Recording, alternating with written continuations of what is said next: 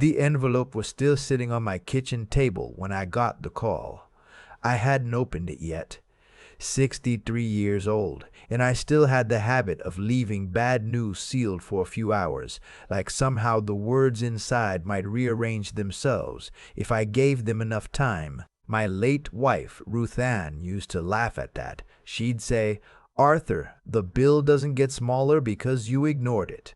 She was right about most things. The call was from my daughter.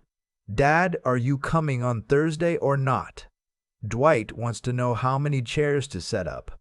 Dwight, her husband of 4 years, the man who had moved into a house I owned, in a neighborhood I'd lived in for 31 years, and somehow managed to make me feel like a guest every time I walked through the front door.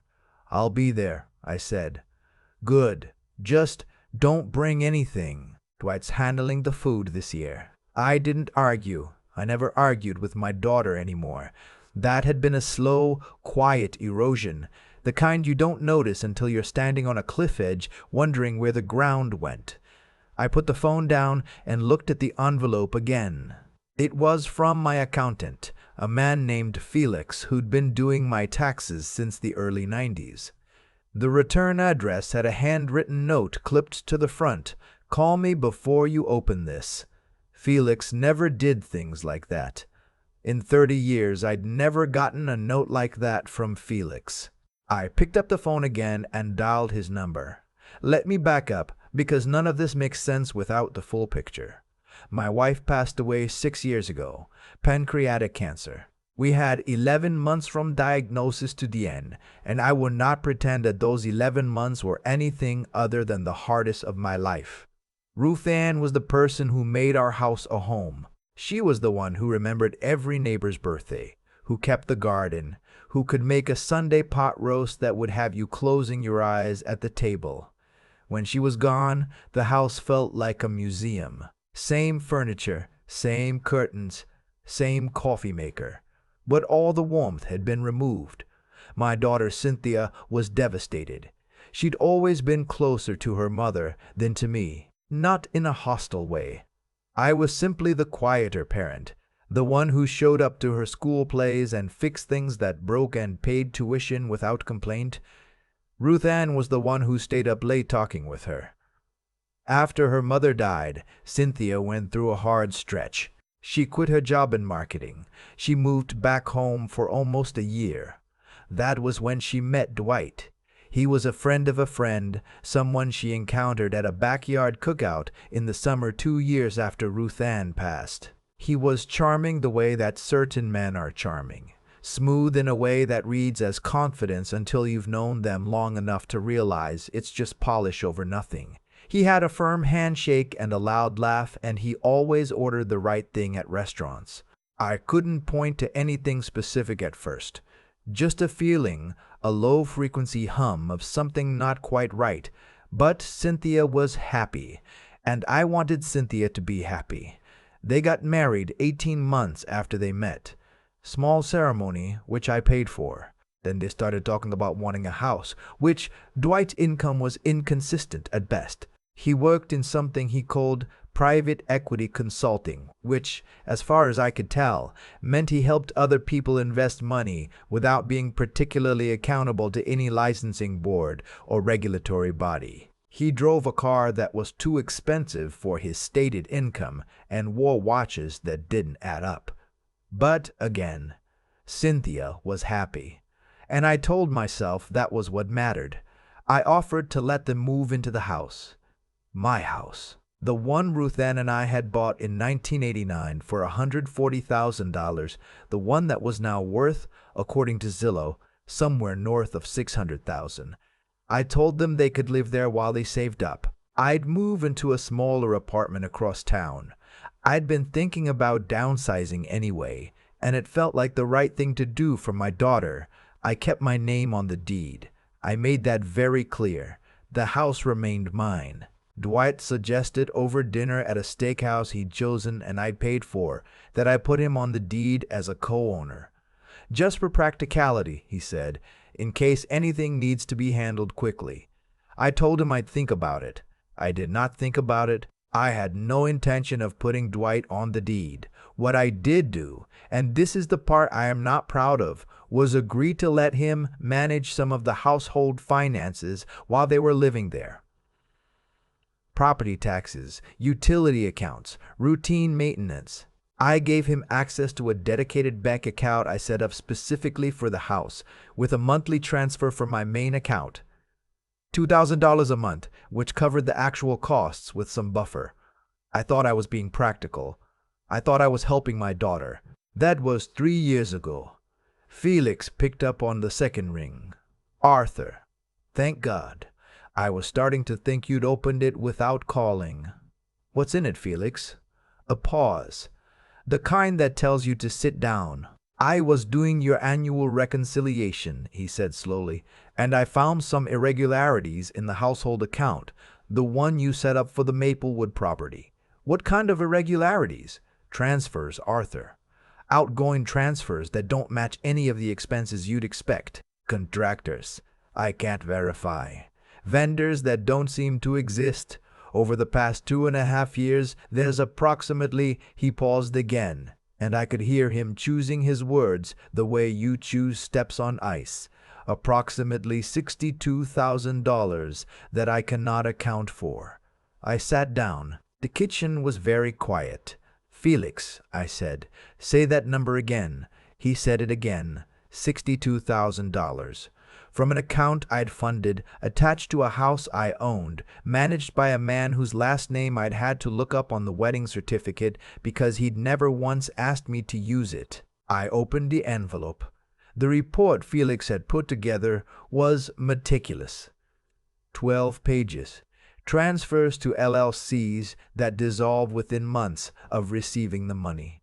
A roofing company that had no physical address and no license on file with the state. A landscaping service that, when I looked it up, was registered to a P.O. box in a town 4 hours away. And on one page, highlighted in yellow, a transfer of $11,000 to an account in Dwight's own name, listed as property management compensation.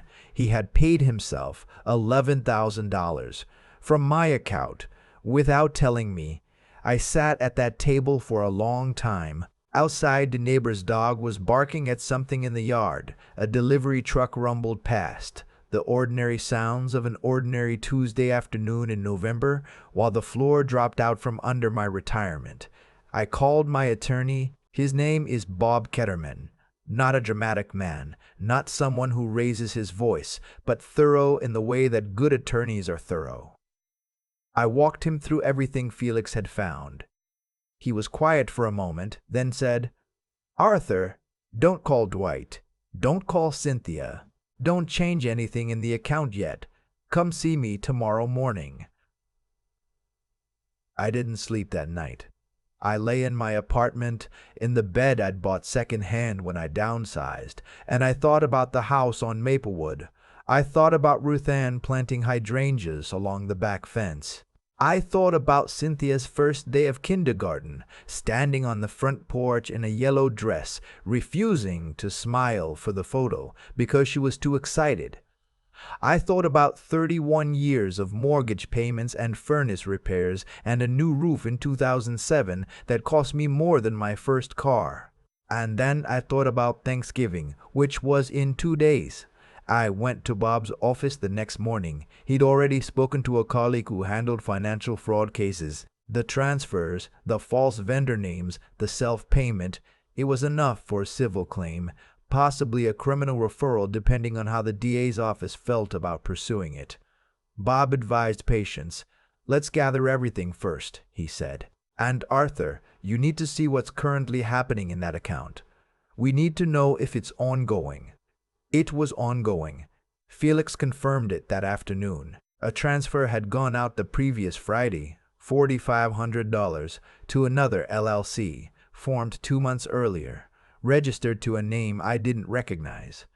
That name, as it turned out, was Dwight's brother. I sat in Bob's parking lot for 20 minutes before I could drive. Then I went home and I ironed her shirt, and on Thursday afternoon I drove to the house on Maplewood for Thanksgiving dinner. Cynthia let me in. She looked tired in a way she hadn't 2 years ago, a tightness around her eyes, a quickness to her smile that suggested she was maintaining something. She hugged me and said the turkey smelled good and would I like something to drink. The house was warm and it smelled like butter and rosemary, and for a moment, standing in the hallway of my own home, I felt something crack open in my chest. There were other people there. Dwight's coworker and his wife. A couple Cynthia had met through a neighborhood group. 7 of us total, seated around the dining room table. The table Ruthann and I had bought at an estate sale in 2002. Dwight stood at the head of it. He had the posture of a man who had never doubted his right to take up space. He shook my hand and said, "Arthur, great, you made it." The way you'd say it to a neighbor you'd invited out of politeness.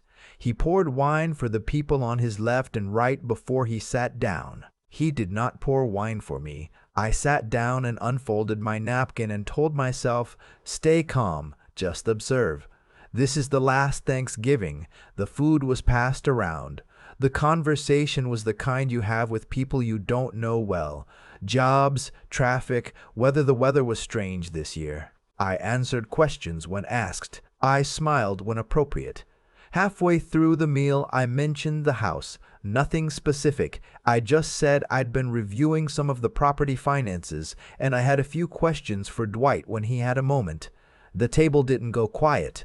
Only Dwight did. Something shifted behind his eyes. A stillness, very quickly covered. He said, sure, we can catch up after dinner." Then he turned to the coworker and changed the subject so smoothly that I think I was the only one who noticed. Cynthia noticed. She looked at me, then at her husband, then at her plate. After dinner, while people were finding their coats, Dwight pulled me into the kitchen. He had his hostess smile off now. He stood with his arms crossed and said, in a voice low enough that Cynthia couldn't hear from the living room, "I don't know what Felix told you, but there are things about managing a property that accountants don't understand. I've been doing work on this house that you're not even aware of." "What work?" I asked. "Upgrades, maintenance coordination, time and effort that has value, Arthur. You can't expect someone to manage your asset for free." "I don't," I said. "I expect them to tell me before they pay themselves $62,000 out of my account." His jaw tightened. "You need to be careful about making accusations." "I'm not making an accusation," I said. "I'm asking a question. What happened to the money?" He looked at me for a long moment. Then he said very quietly, "You should head home, Arthur. I think we've had enough family time for tonight." I looked at him. At the kitchen that used to be my kitchen, the countertops Ruthann had chosen, the cabinet hardware she'd replaced herself one Saturday with a YouTube tutorial and a drill she borrowed from our neighbor. "Yeah," I said, "I think you're right." I got my coat. I said goodbye to Cynthia, who followed me to the door with that tight smile still in place. She said, "Dad, I'm sorry if Dwight's been stressed lately." I kissed her cheek. I told her I loved her. I did not tell her what I knew. Not yet. The next morning, Bob filed a request for a full forensic audit of the household account. He also contacted the local sheriff's department to begin a fraud inquiry. $62,000 across falsified vendors with documentation. It was not ambiguous. What happened over the following 3 weeks happened faster than I expected.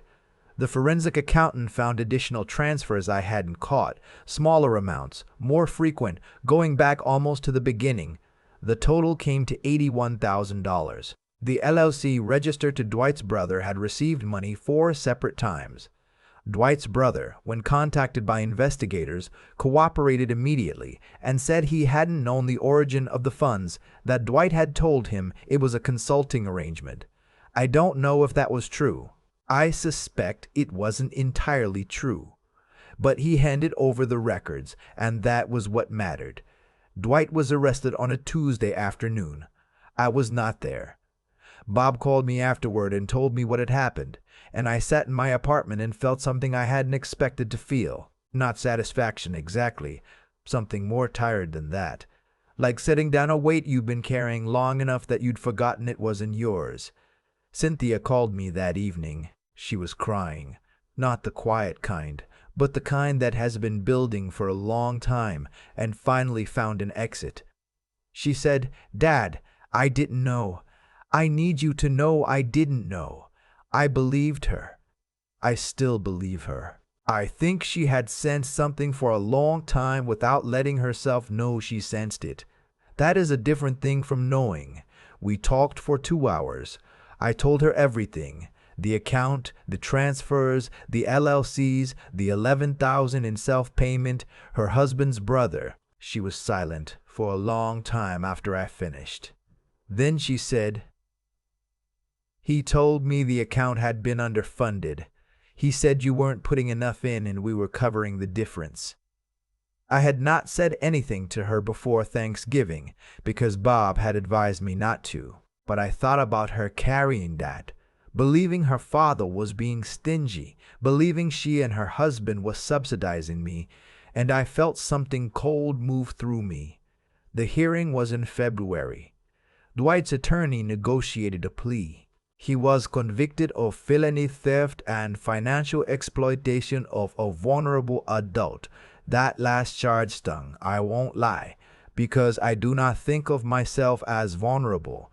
But apparently the law defines it differently when the victim is over 60 and the perpetrator has access to their finances. He was sentenced to 30 months with credit for time served and ordered to make full restitution. He will probably not make full restitution. Men like Dwight rarely do. But the lien has been placed on every asset he owns, including a boat I didn't know existed, and Bob tells me we will recover something substantial, even if not everything. Cynthia filed for divorce the same week charges were brought. She moved out of the house on Maplewood and into a rental apartment closer to her office, where she'd found a new job in the fall. We have dinner together most Sundays now. She doesn't talk about Dwight much. When she does, it's with a flatness that I recognize. It's the same way I talk about certain things I'd rather not feel too much about. The house on Maplewood is mine again, fully and simply. I hired a property manager, a licensed one, bonded, with a contract and invoices and a reporting structure that Felix reviews quarterly. I've been thinking about moving back in. The neighbor still has that dog. The hydrangeas along the back fence didn't get the care they needed for a few years, but one of them is coming back. I noticed it last week when I went over to check on a repair. A handful of new leaves, slow and determined, coming up through the dead growth. Rudan would have said something about that. She had a way of finding meaning in small things that I always admired but could never quite replicate. I stood there in the backyard for a while, hands in my pockets, watching that particular plant like it owed me something. Maybe it did. Maybe we both had some catching up to do. The holidays are coming again. Cynthia and I are doing Thanksgiving this year, just the two of us, at my apartment, with a turkey breast that is absolutely not going to serve 8 people, and that's the whole point. She's bringing a pie. I told her I didn't need her to bring anything. She said, "Dad, I'm bringing a pie," in exactly the tone her mother used to use when a conversation was already finished, and I did not argue.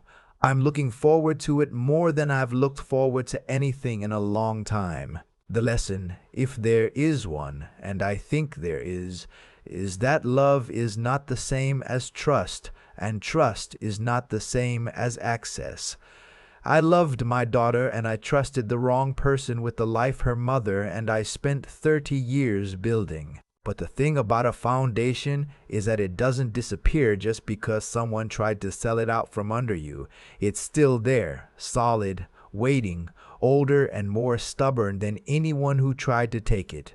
You just have to be willing to go back and stand on it again.